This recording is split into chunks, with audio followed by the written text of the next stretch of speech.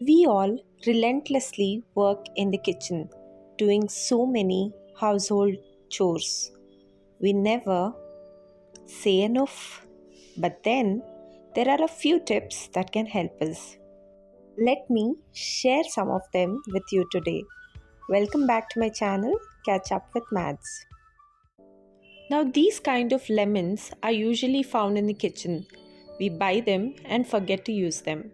Instead of cutting them horizontally, cut them vertically, and then you see the magic.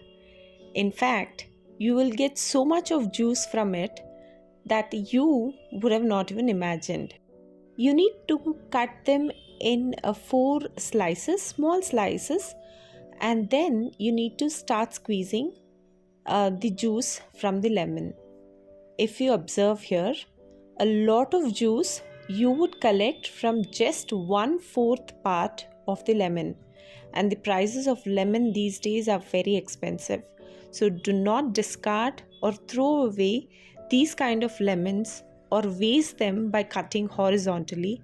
In fact, half of the lemon slice is still remaining, and look at the amount of juice from this half. Surprised, right? Now, whenever we buy green chilies from the market, we directly put them in a plastic cover, and we notice that after a couple of days, some of the green chilies they start rotting, which in turn will affect the other good green chilies too. To avoid that, you have to cut the tip of these green chilies and keep a tissue paper underneath these kind of plastic covers or containers and store them. In this way, your green chilies will last longer. All the tips that I'm sharing here are experimented by me and sharing with you all. Do try them. And also, when it comes to buying green leafy vegetables, we normally again keep in the plastic covers, just the way we bought it from the market. But then it's advisable to remove the leaves, put it on top of a tissue paper, and that tissue paper has to be kept inside a plastic cover or a container and store it. This way, your leaves are going to stay fresh because all the moisture of the leaves are absorbed by these tissue papers, and it will keep your leaves fresh. Isn't this a very useful tip? I've been following this from some time and it works. Now, coming to these coconuts, we normally cut them and then start grating them and storing them in these kind of containers. But then we notice after just a few days, especially during the summer season, the coconuts completely get wasted. Best way is to keep the coconut in its shell and refrigerate.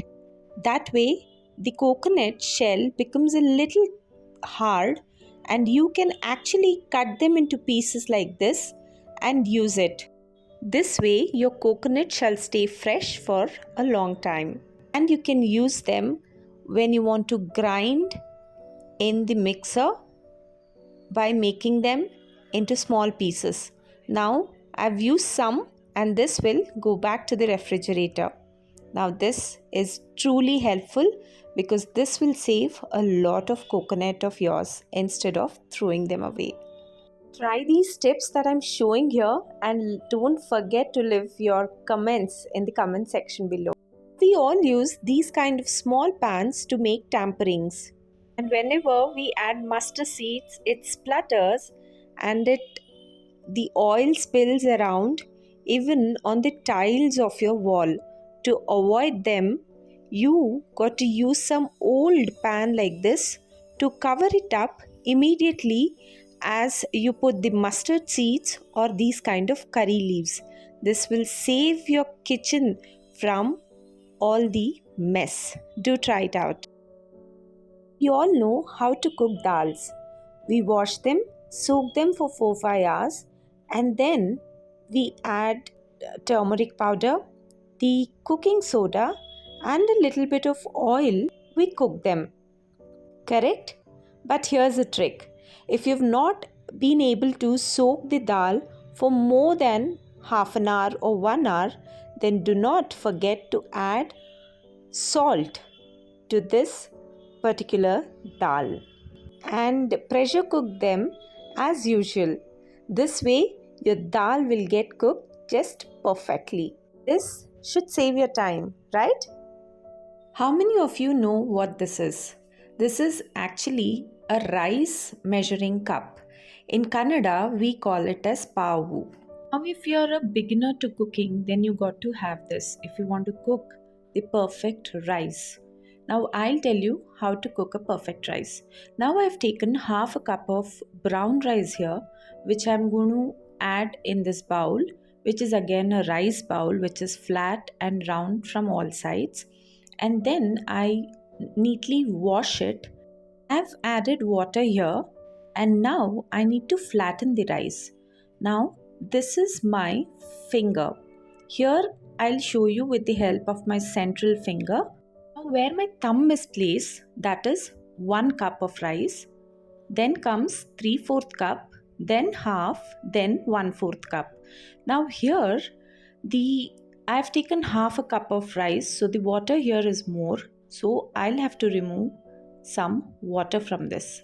You will have to keep checking and removing water till the water level is half the mark, till it reaches the first line of your finger. Now your finger has to just touch the grains of rice and it should not go beyond it. That way you will lose the measurement. Now the measurement is correct. Now I'll keep it like this for 5 to 10 minutes and then cook this in the pressure cooker for 2 whistles as how we cook the normal rice. Now I've cooked the rice which I just had soaked in. Now the pressure has released. Let us check how it is cooked, and it's cooked perfectly fine. Do you see that? The grains are all separated and there's no water also under this bowl. So all the water is neatly absorbed and the rice is also cooked perfectly.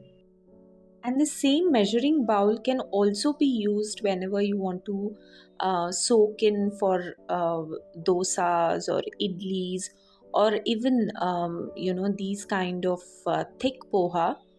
I use the same bowl, so this is very helpful. So you can try this instead of using these kind of cups. I've seen people using these kind of cups, but these are not recommended. If you see, it is narrow beneath and it's broad from on top. This one, though it looks good, but it is too small to take a measurement and prepare rice. So completely discard these and have one such rice measuring cup, which is going to be very, very useful. Try this out if you're making rice for the first time. I'm sure if you follow the tips that I just mentioned, your rice should cook perfectly fine. But yes, a lot depends on the quality of rice, which you'll get to know once you prepare rice a couple of times. So do try out. Now, while cooking dals, we normally absorb there's a lot of water and the dal that comes out from this hole that is there on top of your pressure cooker. Apply a little bit of oil around it and then pressure cook it. Of course, the gasket of your pressure cooker needs to be changed every 6 months. That way, you would notice there will be no spillage, which is not going to create any mess even around the cooker. If you see, I've just cooked moong dal and you see there is no spillage around. Try this out. Of late, I've been trying this method and it works. We normally add chana dal during tampering whenever we prepare sabzis. Instead, add it below the sabzis that you would be pressure cooking. This way, the chana dal is going to get cooked along with the vegetables and you don't have to add them during the tampering. The chana dal is going to be so perfectly cooked that you would enjoy having them while you eat the sabzis, and it is not going to be any hard. If you just noticed, I'm preparing the bean sabzi And this is how I've cooked the beans along with chana dal. So perfectly cooked, I'll tell you, you will love the dish.